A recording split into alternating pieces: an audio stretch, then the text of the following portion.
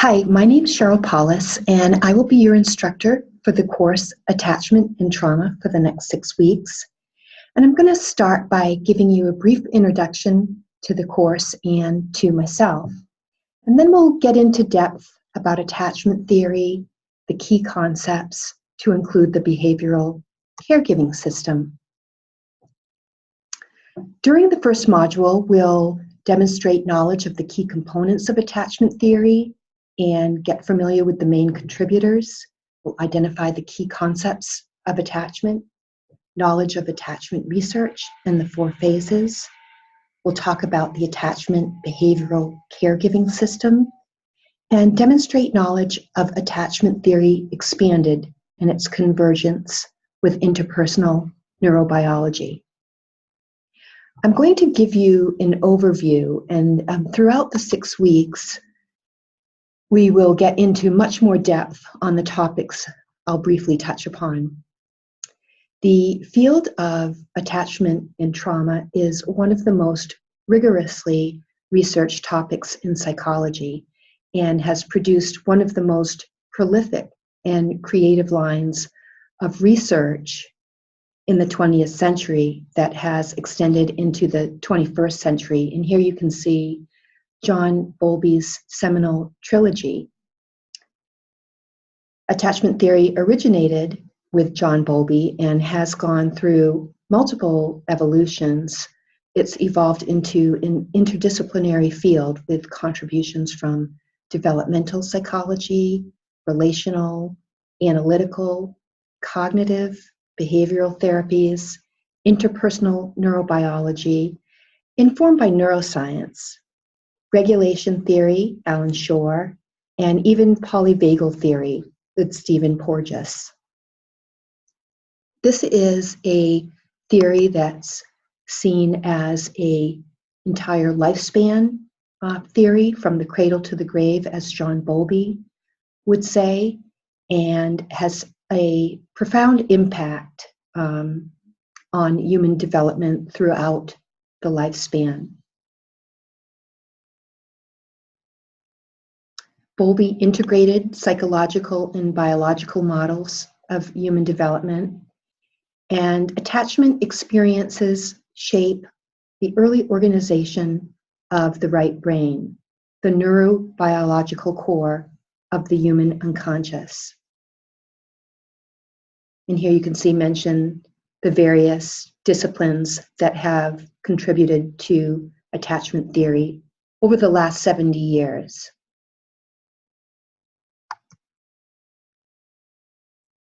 There's a landmark study, the Adverse Childhood Experiences Study, that we'll be getting into a little bit more in depth later on. But this is a very profound study and established how child abuse really lasts forever and how it shortens and diminishes human life.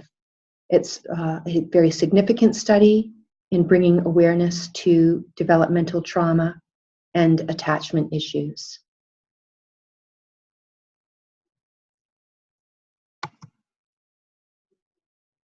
Along with theoretical evolution also comes new developments in attachment-informed trauma treatment that integrates mind, brain, body, and social connections to understand and treat trauma and attachment issues.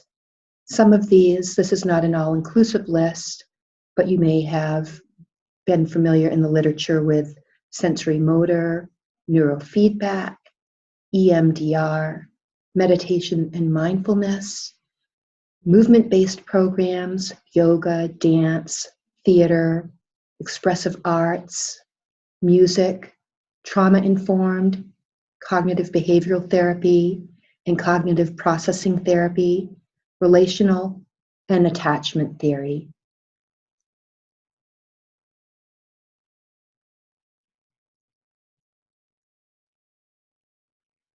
And we'll be talking more about some of these various treatment approaches over the next 6 weeks. I've been in the field of mental health for well over 30 years, Working in a number of capacities from the ground up, I've been trained as a child and family therapist in traditional models, also relational, CBT, DBT, and later acquired specialization in the area of trauma treatment, critical incident stress management, and provided both individual and group therapy in both outpatient and inpatient settings into both children and adult populations. I have special interests in and training in forensic mental health and worked for many years in mental health emergency services, conducting civil commitment evaluations and presenting those evaluations in court, as well as training police officers in the CIT model in Alexandria, Virginia. My career in mental health is my second career, and my first career was that of a professional dancer. I have a Bachelor of Science in Dance from Skidmore College, and I've taught, choreographed, and directed dance programs for 40 years. And once I made the shift to the mental health field, I didn't leave my dance training behind, but incorporated it into my work as a mental health professional. In my training as a dancer, I combined my dance education with studies in early childhood development, psychology, as well as formal training in some of the hard sciences, anatomy and physiology, microbiology, and later biopsychology, and quickly understood the value of interdisciplinary study and also of utilizing movement, dance, and expressive arts for their value in working both with children and adults, particularly those with trauma-related issues. And this path allowed me to combine my skills as a dance teacher, therapist with therapeutic modalities in the treatment of trauma, and also became a lifelong pursuit in advancing my studies in attachment, trauma, and neuroscience. I've also done some original research, which I'll share with you, around attachment theory. And I also spent 5 years at the Meditation Center of DC, receiving instruction and practice in mindfulness meditation, and also learned the value of utilizing mindfulness meditation in treatment. We know there's been a tremendous amount of research done in this area, and it slows down reactivity for emotional regulation, very good for emotional regulation, increases the sense of the body as a whole, and it improves the ability of people to read the emotional states of others.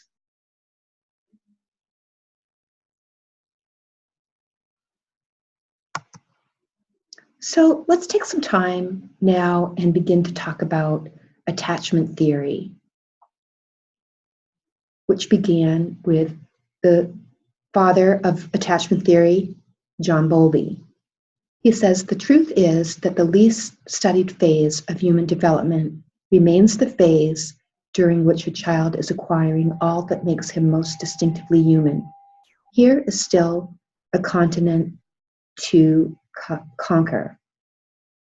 So John Bowlby recognized very early in his career that this was the field of study, the field of attachment, which he was beginning to formulate, held many answers about development in the way that people conceptualize themselves and others throughout their lifetime. And I think that this is a very fascinating picture here. You notice this infant is maybe 5 minutes old and is already attaching itself to caregivers physically, holding, clinging. And Bowlby was a British psychiatrist and psychoanalyst who challenged the Freudian view of development, claiming that it had focused too narrowly on the inner world of the child without taking into account the actual relational environment that shapes the earliest stages of human consciousness. So he was very interested in studying the attachment between the infant and its caregivers. And one of attachment's primary concepts is that it works on the premise that we are hardwired to seek out relationships with others that promote our physical and internal psychological sense of security. So I have a few videos for you throughout the modules to demonstrate some of the concepts. Here you'll see an infant. This is an infant that's maybe about 5 minutes old, who is already, you'll see the sense of being hardwired to seek out a relationship. It is already clinging to its caregivers. It's crying, holding on. It's not a very long clip, but it kind of gives you the sense right there that something starts right from the very beginning.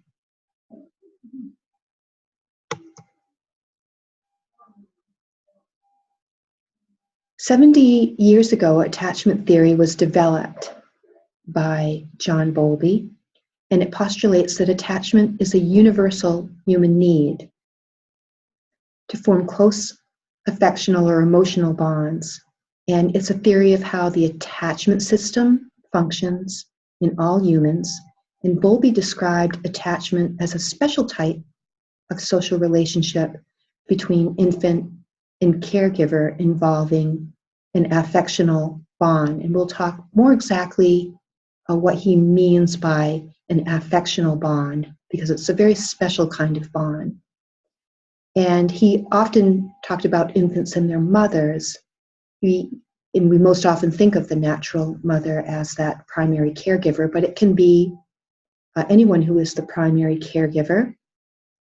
And also in other cultures, there are soon other primary caregivers. Of course, the father is almost as equally important, and maybe grandparents and even older siblings.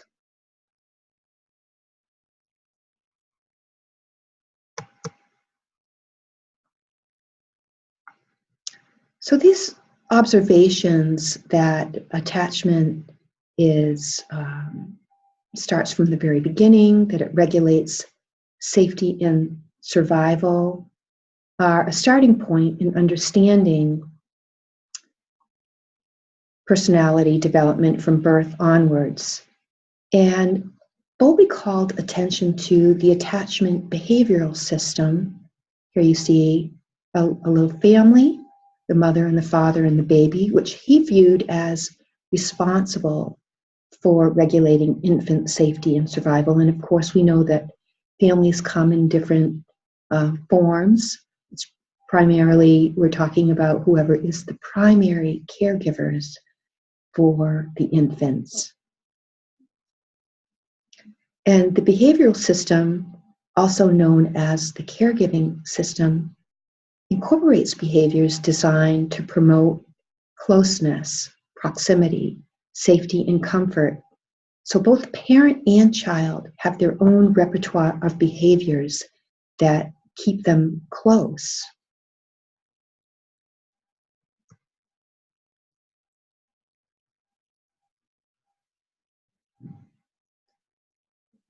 So you'll see these behaviors.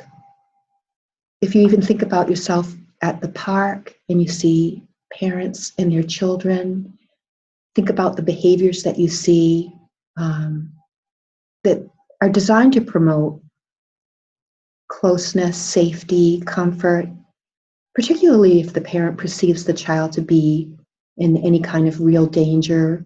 There's a retrieval.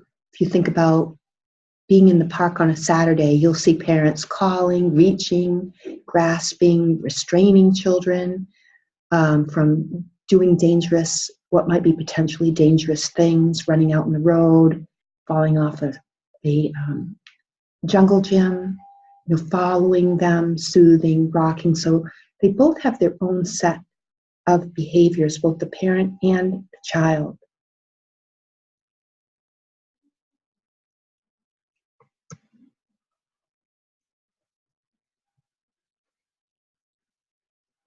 Bowlby described a child as attached to someone when he or she sought closeness or proximity to and contact with a specific caregiving figure, and to do so in certain situations, primarily when frightened, tired, or ill. So you'll see this with young children who will call for their mother, want to be in the presence of their mother, or whoever their primary caregiver is, especially during those times.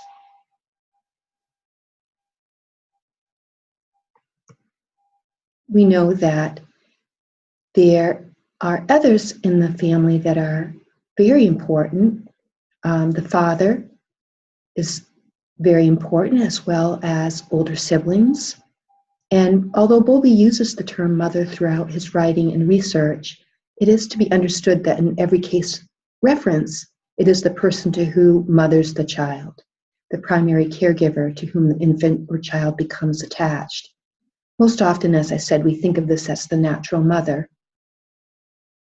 Mothers are the exclusive caregivers in only a very small percentage of human societies. Often there are a number of people involved in the care of the children, such as grandparents, other relations, friends, and again, even older siblings. And this is called the sociable system or the social engagement system. You may have heard that in more contemporary terms.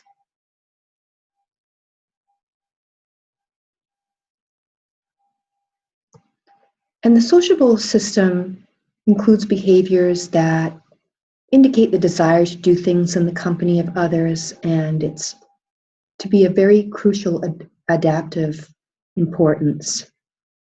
There are some researches that also talk about a stable network of adults can provide adequate care, and that this care may even have advantages, a community of care, over a system where a mother has to meet all of the children's needs, or a mother may become very overwhelmed by all the many needs, especially in contemporary society when mothers are often have to work full time. And there is evidence that children develop better with a mother who is happy in her work than a mother who's frustrated and staying at home. So it does take numerous people to assist in this system, in the caregiving system. Attachment theory is based on the strategic and systematic investigation of the behavioral observations of children and primary caregivers as they negotiate a repertoire of behaviors, which again, at its very basic level, is directed at survival, both physically and psychologically. And again, I was very struck by this picture because of how it demonstrates the hard wiring that happens immediately with infants to survive and to cling and to begin to form that attachment and secure their proximity, their closeness to those who will protect them and care for them.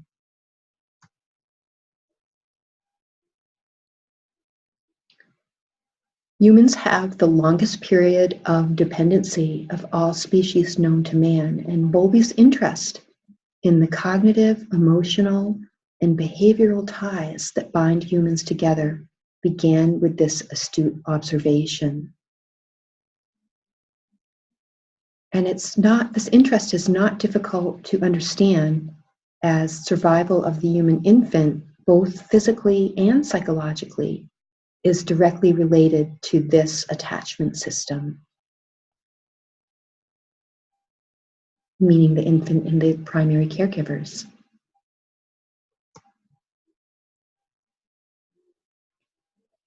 The emotional quality of our earliest attachment experience is the single most important influence on human development. This is one of the key concepts in attachment theory, and John Bowlby presented this key concept, and John Bowlby considered the father of attachment theory the central figure in the birth of attachment theory. Now, attachment is either secure or insecure, and we will be discussing how that is evaluated and exactly what that means.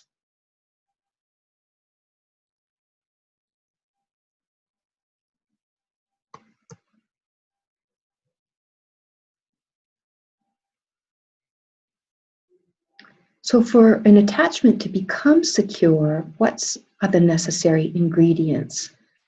Well, the caregiver has to be sufficiently available, responsive, attuned, and sensitive.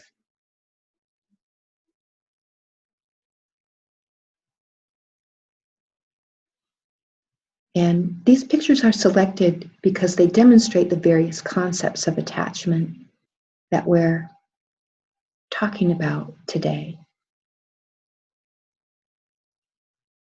So here you see a picture that surely demonstrates an attachment figure that's available, responsive, attuned, and sensitive.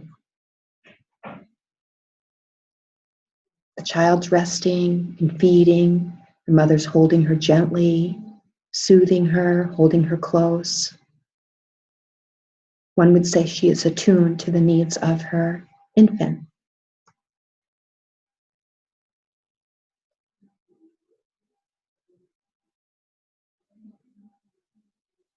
So the history of children's interactions with early caretakers shapes the quality of their attachment relationships, whether they become secure. And these attachment relationships then become the foundation for later personality development. Bowlby's theory can be boiled down to multiple propositions. So this is what John Bowlby's main concepts were. He proposed the concept of the attachment behavioral system, that it evolved because it provided protection from predators and other risks to survival, and that it has three components in early childhood. And if you can envision watching children and parents, you'll be able to see these concepts come alive. So it's the monitoring and maintaining of proximity to an attachment figure, staying close, flight to these individuals as a haven of safety in times of alarm. So you'll see children turning around, they're frightened, looking for their caregiver, returning, staying close, especially when they're ill or tired or frightened. And then when they get a little bit older, as they become toddlers, use of these individuals as a secure base for exploration. So if you think about seeing children in the park, running a little ways away from the parent, turning around, looking to see if they're watching, running back. These are all these kinds of attachment behaviors.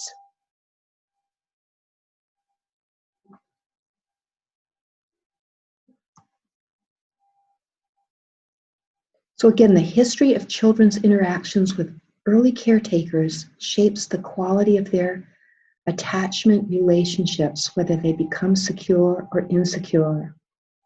And we'll talk about what the ingredients are, what would make a person evolve as a secure attachment or an insecure. And these attachment relationships then become the foundation and set the stage for all later personality development.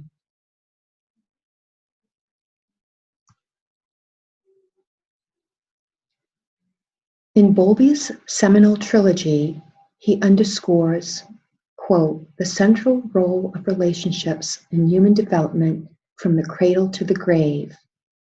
Mental health is seen as intimately connected to relationships with attachment figures that provide emotional support and protection from birth to death. Bowlby further states, for not only young children, it is now clear, but human beings of all ages are found to be at their happiest and to be able to deploy their talents to best advantage when they are confident that, standing behind them, there are one or more trusted persons who will come to their aid should difficulties arise. The person trusted provides a secure base from which his or her companion can operate. So you can see this unfolding as life goes on, that even perhaps if you think about your own life, how there are people that you count on, and it changes as time goes on and as people develop and grow and mature, but that there is a person generally that you seek out in times of stress or worry. And this is something that follows folks from the cradle to the grave.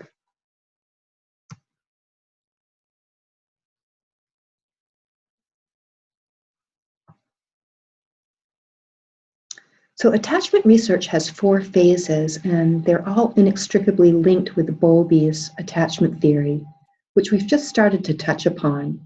But this has really evolved over now 70 years.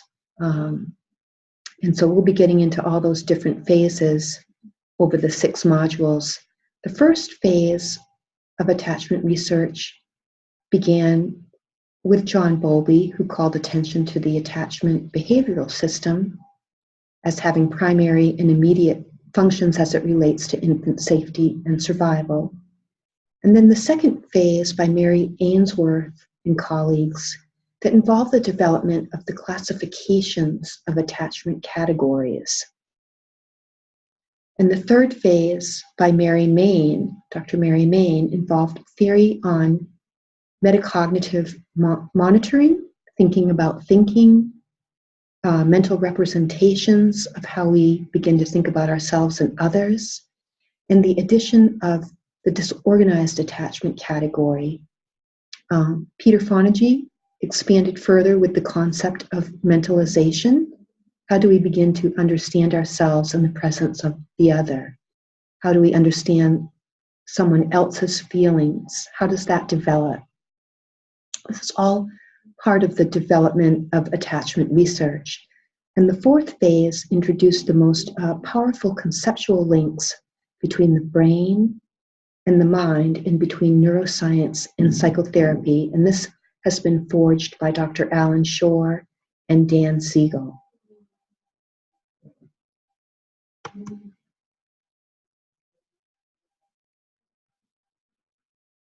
So these are some of the main contributors. There are really many scientists and clinicians who have contributed to the field, but these are some of what I would call the giants in the field. And for the theory and speculation to truly become science, because there's a lot of hypothesis in the early years, there must be a means of measurement, something that the analytical folks, Freud and his successors, had largely ignored. And so the practical challenge for researchers testing Bowlby's propositions about development was to find methods for capturing something seemingly elusive. For example, the attachment bond. How do you measure and capture the quality of the relationship that the infant experiences?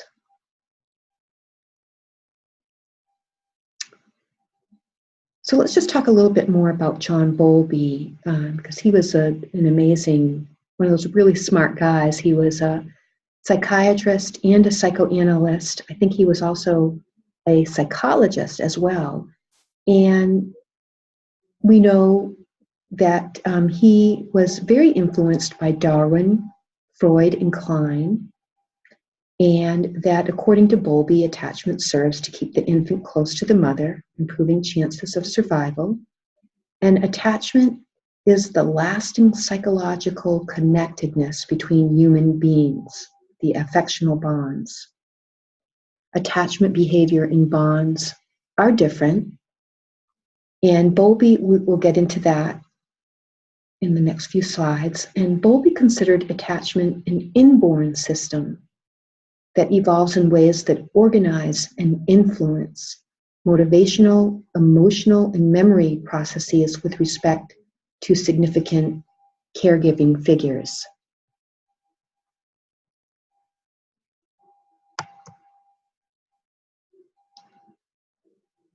So let's just review some of the key characteristics of attachment. One is proximity maintenance, wanting to be physically near to the persons we are closest to, a safe haven, returning to attachment figures when feeling frightened or there's a sense of threat, whether it's perceived or real, and a secure base. The attachment figure represents a secure base from which the child can explore their environment and other relationships. And then there's a measure of separation distress and anxiety when attachment figures are absent.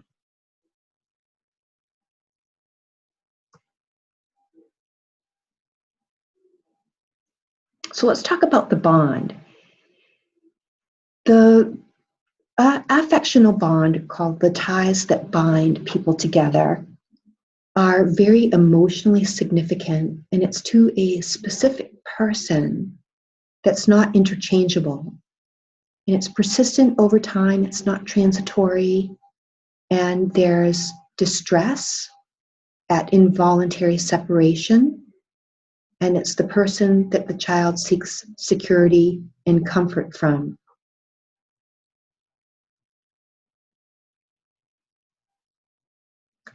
So the attachment is considered secure if one achieves security in the presence of that attachment figure, and insecure if one does not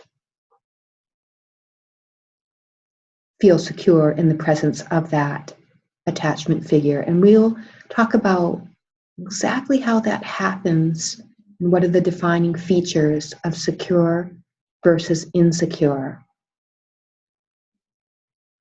And there certainly can be multiple attachments and bonds that are formed.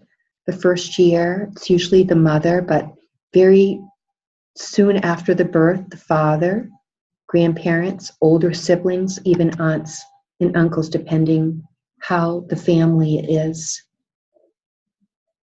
made up, how it is defined in your family or someone's family. Oftentimes we think about our own experience when we're going through these theories, don't we? There can be, as I said, multiple attachments. And let's talk a little bit about how one determines secure versus insecure and how this all came about.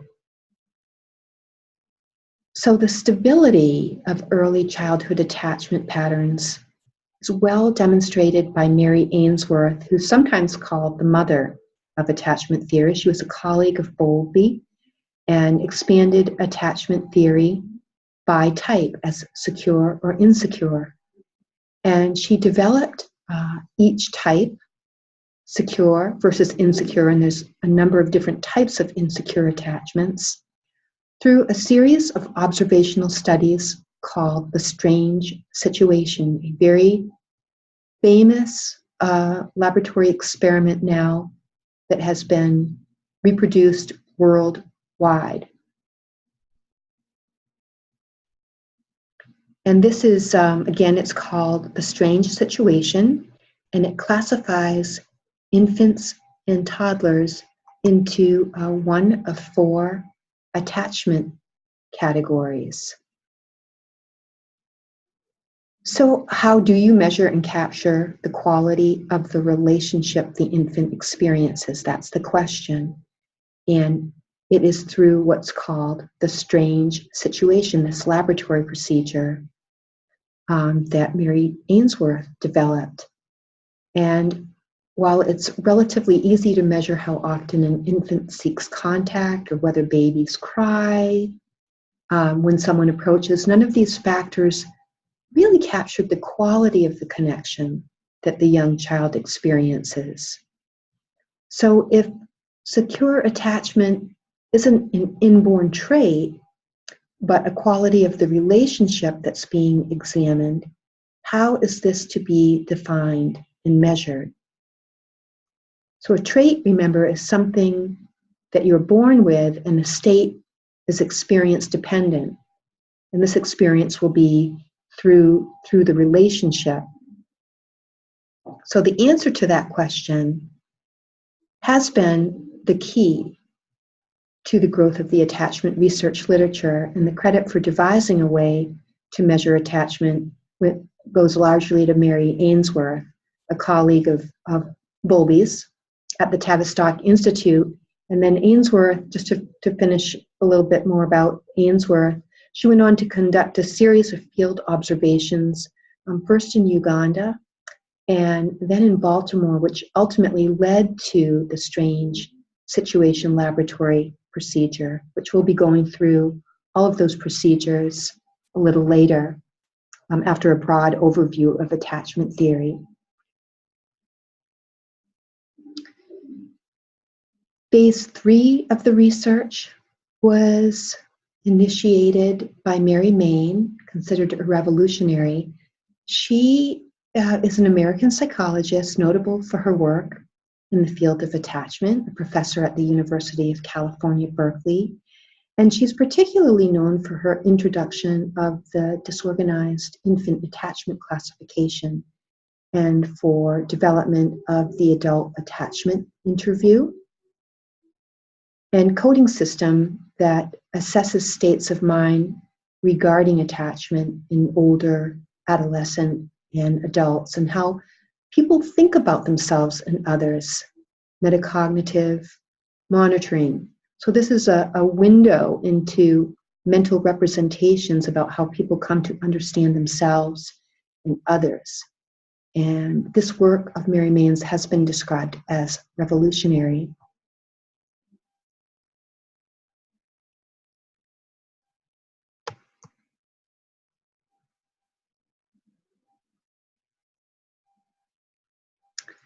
So through these various procedures, the field of attachment was able to demonstrate that infant attachment relationships could be reliably assessed and that they were derived from the history of care.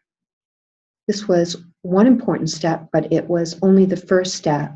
And Bowlby's theory suggested that not only would these relationships provide the foundation for personality development, but they do so by affecting the child's capacity for emotional regulation and the formation of mental representations of self and others. Simply said, how do I see myself? How did I get to have a vision of myself, an internal vision of myself in relationship with others, and how do I understand your thoughts and your feelings? So this is all through much of Mary Main's work, evolving over time from Bowlby to Ainsworth to Main. And this was moving into the realm of what's called mentalization. How do I think about myself and others? How do I develop empathy? How does one begin to understand how another person feels? And what is attunement? How well am I in tune with what you're thinking, what you're feeling? How did I come to know these things? So here are some pictures that basically show, I think, very well the concept of finding oneself in the other, how one begins to develop that sense of self. You see the picture of the father and the child gazing into each other's eyes, each with the same kind of emotional experience, joy, and then knowing to come close to each other and be playful, looking into each other's eyes, playing and gazing. So there's a lot going on there, and this is the process, the work of personality development, of the development of the self and the understanding of the other.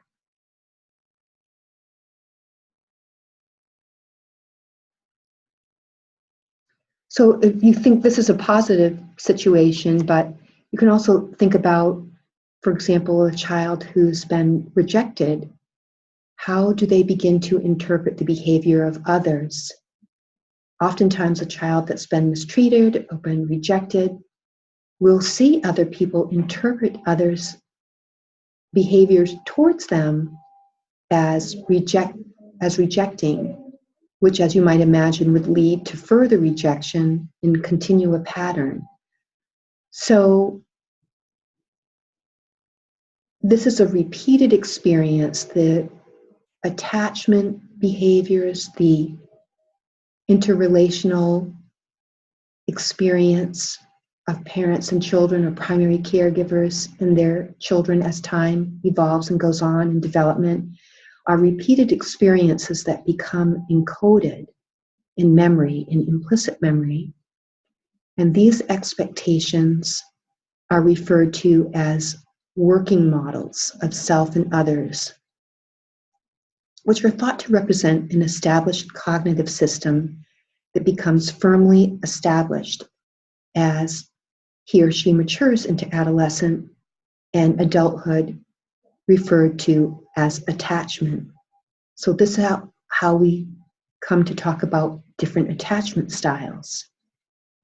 So this working model of self, how you see yourself and others, is called internal working models. So we talked about, for example, the child who's been rejected. This is a picture of a child that feels pretty rejected. And you can read that all over in the body language. But what you can see over time is that these experiences become more ingrained. In these early experiences have a potential to impact later developmental stages. So Alan Shore talks about internal working models and about how brains synchronize with one another, the caregiver, the infant, or child, and imagine how you teach a child who is distressed to calm down, or what he would call down-regulate. How do you teach the child to calm down? Well, by changing, feeding, helping to regulate those children's nervous system. They begin to learn how to soothe itself over time. And also, we think about upregulating, which means playful, joyful emotions. So also playing, having joyful moments, fun, teaching the range of experience and emotion.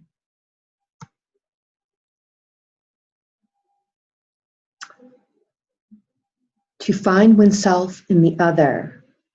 So this is at the level of the mind, allowing the immature brain to use the mature functions of the parent's brain to organize its own processes.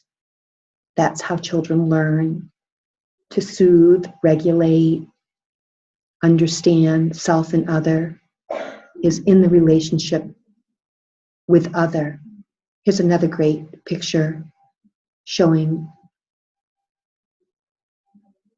parent and child just gazing into each other's eyes, attuned, finding oneself in the other.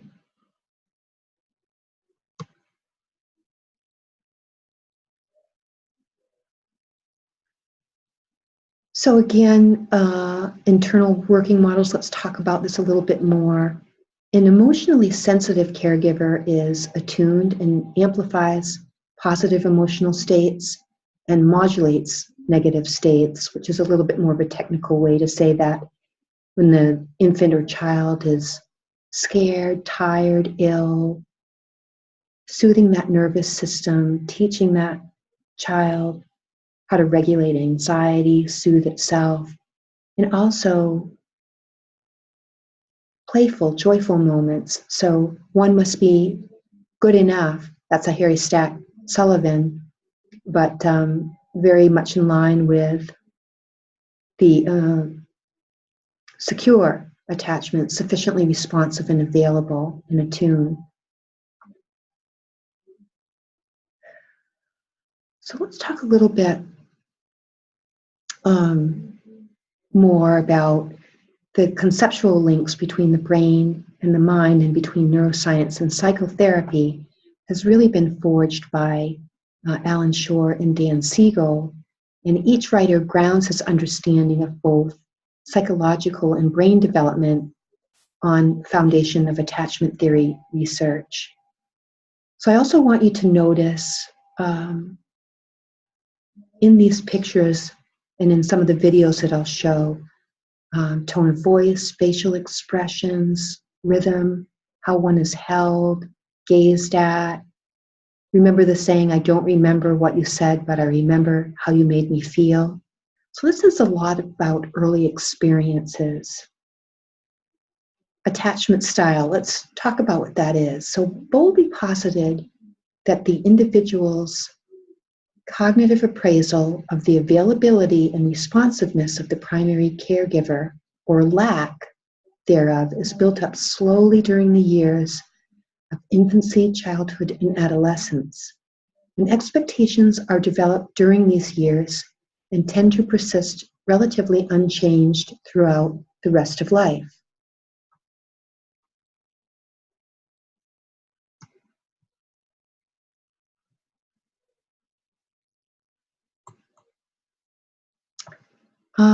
This is again, when we talk about phase 4, is the convergence of attachment theory and neuroscience with Alan Shore and Dan Siegel. And the right hemisphere is the part of the brain that develops first and is very important in the processing of what Alan Shore calls the music behind our words, which again is, how do you register tone of voice, facial expression, gazing, how one touches you. These are all very important. It's the processing of the music. I think that's very apropos the way he phrases that, the music behind our words. You might even think about times when you haven't even been able to hear what somebody's saying, but you gain an understanding of what's happening between people.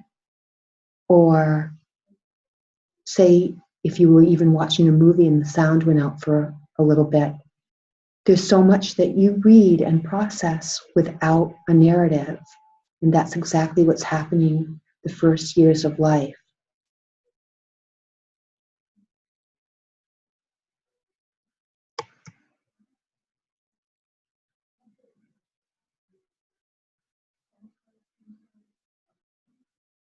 So in review, we're going to watch a brief clip of a family in a birth experience, and I want you to notice some of the key concepts of attachment theory that are present.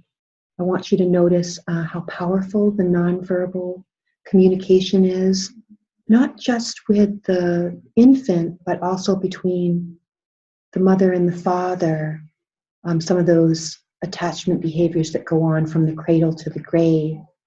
So noticing how powerful the nonverbal communication is, and that most of the communication is nonverbal. So let's take a look at this last video.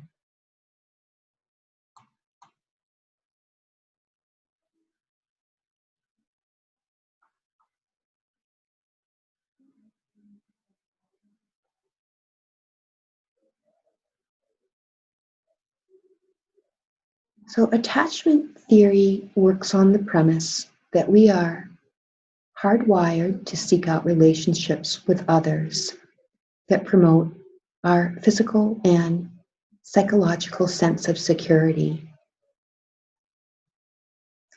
And attachment theory informs us about the child's primary relationships,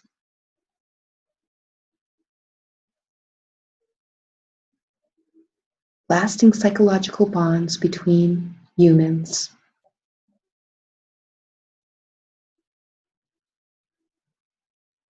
Lasting from the cradle to the grave.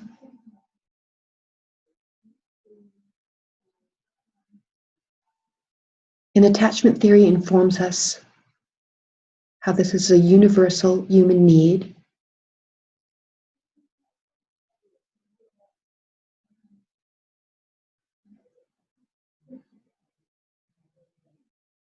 And that the attachment behavioral system regulates safety, and survival physically and psychologically.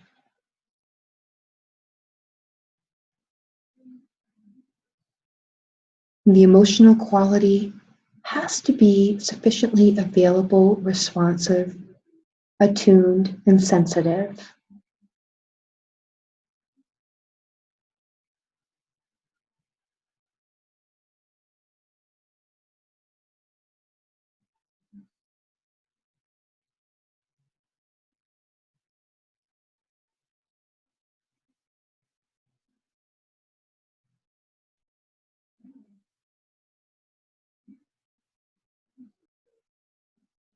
The key characteristics are proximity, providing a safe haven, a secure base, and that there is distress upon separation.